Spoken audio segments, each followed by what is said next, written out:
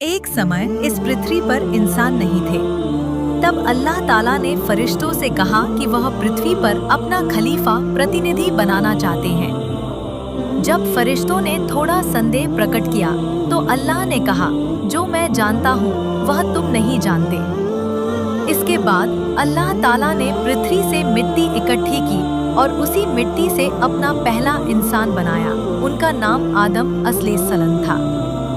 जब आदम अलैहिस्सलाम को जीवन दिया गया तो अल्लाह ने उन्हें हर चीज के नाम सिखा दिए। फिर अल्लाह ने फरिश्तों के सामने आदम अलैहिस्सलाम को पेश किया और उनसे कुछ सवाल पूछे। आदम अलैहिस्सलाम ने उन सभी सवालों के सही जवाब दिए।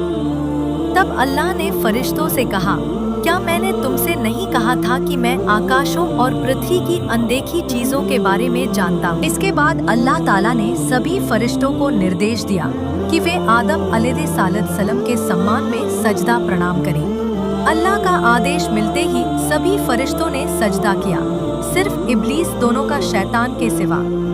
इब्लीस ने अहंकार करते हुए कहा, मैं आग का बना हूँ और आदम मिट्टी का, मैं उसे सजदा क्यों करूँ।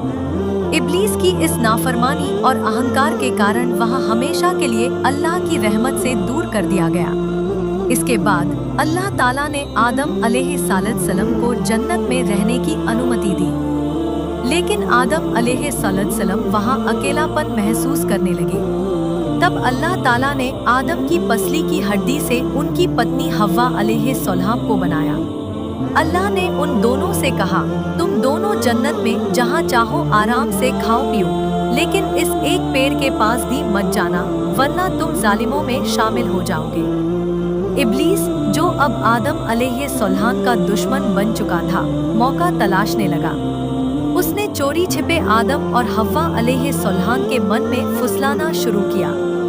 उसने कसम खाकर कहा कि अगर वे यह फल खाएंगे तो वे हमेशा जन्नत में रहेंगे या फरिश्ते बन जाएंगे। शैतान के धोखे में आकर आदम और हव्वा अलैहिस्सलाम ने उस वर्जित पेड़ का फल खा लिया। फल खाते ही उनके जन्नत के कपड़े उतर गए और उन्हें अपनी गलती का एहसास हुआ।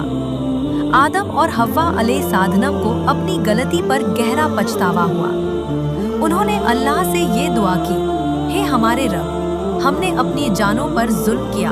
अगर आपने हमें माफ नहीं किया और हम पर दया नहीं की तो हम यकीनन घाटा उठाने वालों में से हो जाएंगे। अल्लाह ताला दयालु है।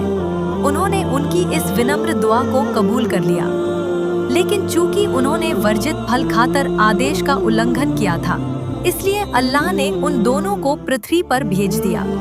पृथ्वी पर आकर वे अल्लाह से माफी मांगते रहे। लंबे समय के बाद अल्लाह ने उन्हें माफ कर दिया और उन्हें पृथ्वी पर अपना खलीफा के तौर पर जिम्मेदारी दी।